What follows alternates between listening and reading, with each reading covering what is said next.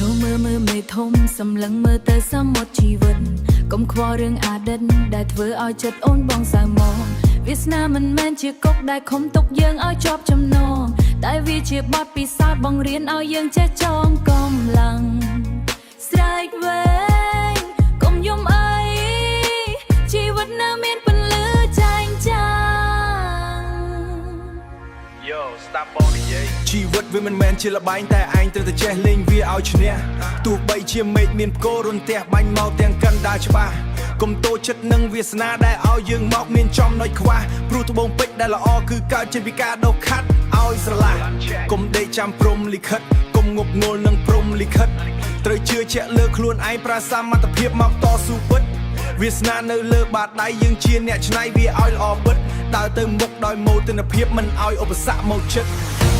បបបីស្កាន់តែញ័រដកដង្ហើមឲ្យវែងត្រៀមខ្លួនហោះហើរទៅលើមេឃបំភ្លេចរឿងដែលកន្លងមិនឈប់ការបង្ហូរទឹកភ្នែកស្លាយដង្ហើមវែងបំផុត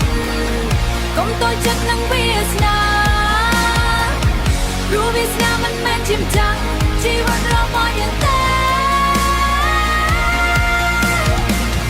បងប៉ាអែមខ្លាំងពីតាស្ទីក្រងឈរឡើងវេបំបាយរត់រនាងតែមករៀបរៀងឲ្យរលាយបាត់សនឈឹង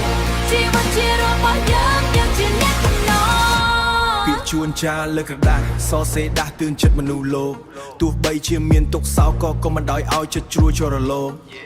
មានមិនខ្លាចភ្លើងថ្មមិនខ្លាចខ្យល់បក់បោកអ្នកដែលរឹងមាំបំផុតគឺជាអ្នកប្រឈមនឹងការបោកបក់